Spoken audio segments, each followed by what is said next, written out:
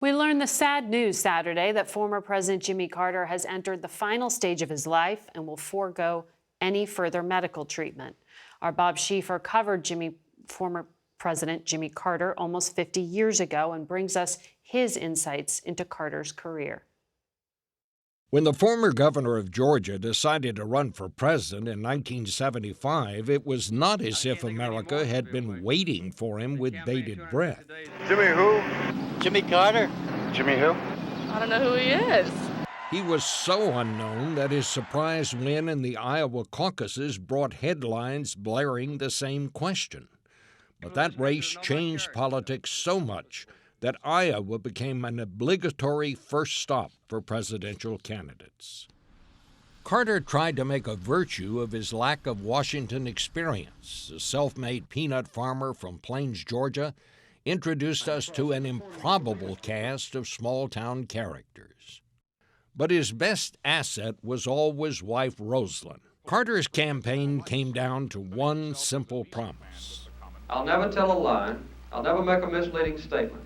After the lies of Watergate, it worked, despite a campaign of dubious firsts. The audio has been lost. The sound went out during his debate with President Gerald Ford, leaving the two candidates just standing there for 28 minutes. Carter went on to defeat incumbent Gerald Ford, maybe not so much because of what he said, but because Ford had pardoned Richard Nixon.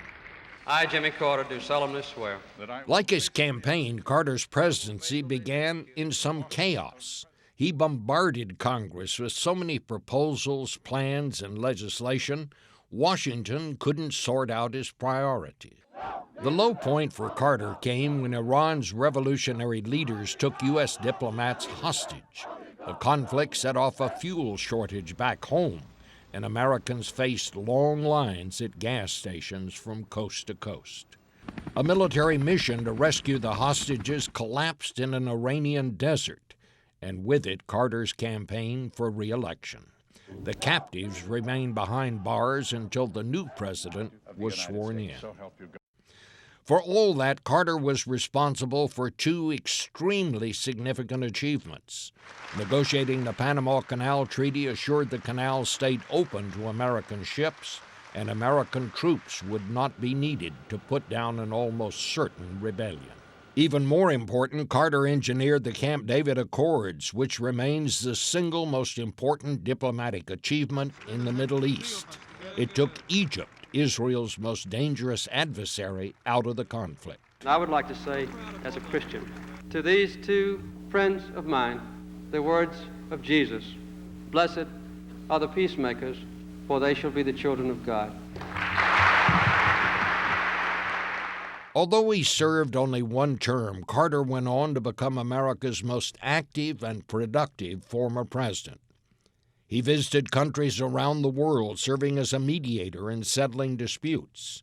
His scientific work in Africa helped eradicate the screwworm, where it was said his was the presidential name most often remembered. His work in Habitat for Humanity revived voluntarism in this country.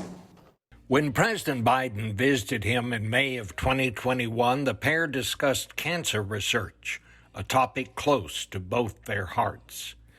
Carter survived brain cancer in his early 90s.